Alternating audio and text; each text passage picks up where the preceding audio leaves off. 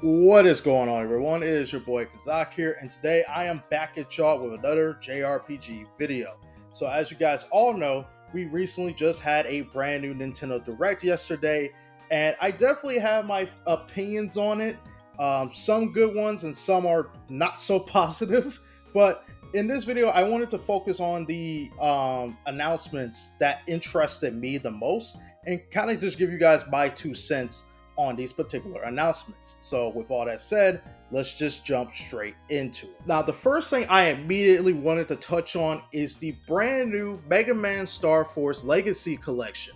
So, weirdly enough, the thing that was kind of interesting about this particular announcement was that this was not shown on the official English Nintendo Direct, but instead it was only on the Japanese Direct. And that was a very odd choice, I'm not going to lie. Now, I'm sure there's probably a reason why they did that, but even then, I think it's whatever reason they have, I just think it's kind of silly to just only put it in the Japanese Direct and not put it on the main English Direct where a lot of people are going to see it and they're going to get more like, they're going to be aware that, oh, there's a brand new Mega Man collection and it's a particular franchise that I don't think too many people have played before. It's very odd, pretty bizarre how they chose to make that decision, but hey, it is what it is.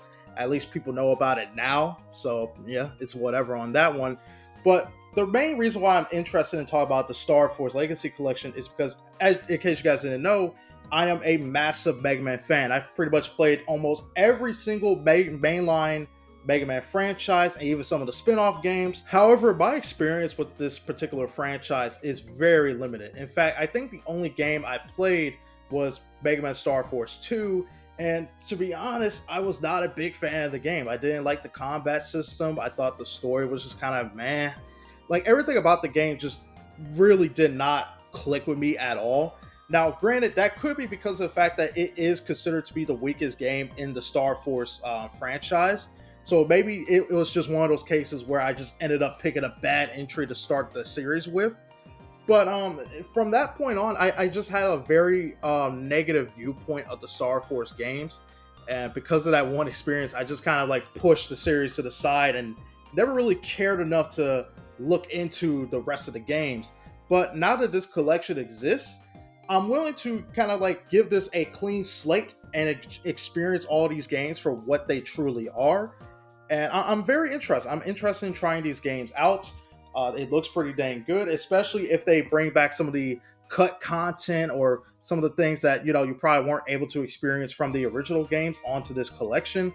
Stuff like the online, potentially like trading and battling with friends and all that good stuff. I think this is definitely a collection that is going to be very, very great for Mega Man fans, especially for those who have never played the series that much. And I also imagine that Mega Man Star Force fans are extremely happy right now too. So I'm very happy for those fans. But I'm gonna be honest here, guys. I'm gonna be completely blunt here. I'm a little bit disappointed that we didn't get a Mega Man Legends collection. Okay, I know some people are gonna have their opinions on that, and I know there's also a lot of like Mega Man Legends fans that are probably feeling a similar way too. But again, I'm sorry. Mega Man Legends is just one. It's my personal favorite Mega Man game and franchise of all times.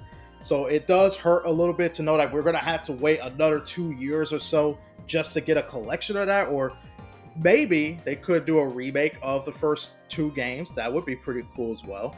But it is a little bit unfortunate on the Legends side of things because it is the last main Mega Man series that has yet to be released on modern platforms. And at this point, I don't think it's a matter if it's going to get it. It's just a matter of when. And I get that, but I can't help it feeling a little bit disappointed. I'm sorry. That's just how I personally feel. It is what it is. Okay. But regardless, I do think that this is definitely a massive W for the Mega Man community. And I'm still looking forward to trying out the collection when it drops next year. Next up, we have the biggest announcement from the Direct, which is Fire Emblem Fortune's Weave. Now, I'm going to be completely blunt with you guys here and just say that I am personally not a fan of the Fire Emblem series, which might sound pretty absurd to some people, but listen, I have tried so many times to get into games like Awakening, Engage, Fates, and even some of the older GBA titles, but they just never fully clicked with me. I don't know. Maybe it's just a me thing or whatever, but I just could not get into these games. In fact, the only Fire Emblem game that I did enjoy was Three Houses. Now, the biggest reason why I'm talking about this game in particular is because when you watch the trailer, there does seem to be some pretty strong connections to Three Houses, and it has some people speculating that this could potentially be either a sequel or a prequel game. So, if this new entry does take place in the same universe, then I'm curious to see how the story will turn out, and the game itself does look pretty good. My biggest hopes here is that they put more focus into the story and providing us with stronger gameplay, because despite me enjoying Three Houses, that game definitely did have its fair share of issues like the lackluster story routes, and the combat system wasn't really as good as what I wanted it to be. So I'm just hoping that with this brand new game, they improve upon the combat system. They make the story tighter than it was in Three Houses. Cause now I'm also hearing that there is a possibility that we might be getting like 4 main characters this time around, and that would be an interesting route to take it, because it kind of reminds me of games like Suikoden 3, where in that game you had 3 main characters and you can experience the story from their perspective and all that cool stuff. So that would be pretty awesome if that was the case here. It's just kind of like the similar thing with Three Houses. I just hope they're able to mesh all the storylines pretty well if they do go into that kind of route. I'm not particularly sure. It's just all speculation right now. So yeah, that's just how I feel about the brand new Fire Emblem game. I am very curious to see about. I don't think I'm like super excited for this one, but I am very curious to see how this one will play out. So, maybe once we get more information and stuff, it'll probably get me more excited and potentially even hyped. But, we'll just have to wait and see on that one. Here we have Dragon Quest VII Reimagined, which is a brand new remake of the 7th entry. So yeah, we're not only getting 2 Dragon Quest remakes, but 3 of them back to back, which is absolutely insane. And I imagine that Dragon Quest fans are beyond excited to get so much content.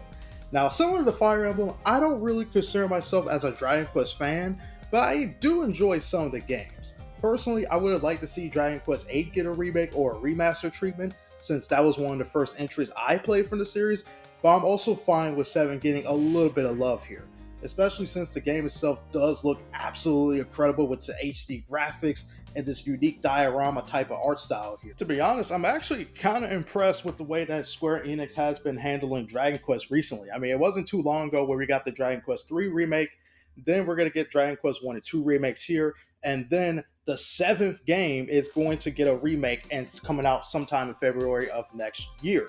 So their output when it comes to Dragon Quest has been insanely good, and especially if we get like Dragon Quest 12 later, man, you guys, all I can say here is that you Dragon Quest fans are eating so dang good right now with all these remakes and stuff. It's really good to see. It's cool to see that they're putting in so much effort into bringing more attention to the Dragon Quest franchise. And hey, the more, the better is what I'll say, without a doubt. So with all that out of the way, I wanted to give you guys my quick little thoughts on the Nintendo Direct. And I'm just going to say it, I thought it was fine. I thought the Direct itself was just okay for what it was. There were some nice announcements here, like I just mentioned with like Star Force and Dragon Quest and all that stuff. But there really wasn't anything that truly like blew me away. I was like, oh my god, I gotta go out and get a Nintendo Switch 2. Like, there really wasn't anything like that, especially since a lot of the announcements that we got were mainly just ports of modern games that I already have and I can easily play right now. Games like Persona 3 Reload, Dynasty Warriors Origins. Now, with Dynasty Warriors Origins, it was kind of cool that we got a little bit of info about what the DLC was, although we didn't get too much info. It's like they just mentioned like, oh yeah, by the way, you could probably side with like some of the other characters in that game, but that was really about it. They didn't really go into specific detail about what the DLC was, so we're gonna still have to wait to see what that's about. And yeah, that was like a lot of it was also updates to previous games that we knew about beforehand. So this Direct was not really like the most craziest thing ever to me. It wasn't anything that completely got me hyped or anything of that sort. It was like, okay, well, there was some nice stuff here and there.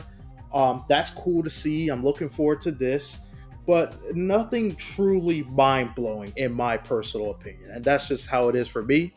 I know for some of you guys are extremely happy about what was announced here, and hey, that's absolutely fine. I think that's great. it's just that for me, I was looking for something a little bit more here, and I don't think it truly like did much for me personally. But you know, it is what it is. That's just how I felt about it overall. When I thought, when I kind of took some time to think about the direct overall and figure about some of the stuff that was announced here, it was okay for the most part. That's really all it was. It was just, it was like, I don't want to necessarily say mid because it has like a negative connotation to it, but it was all right. It was just okay. But yeah, I just wanted to get on here to say that real quick.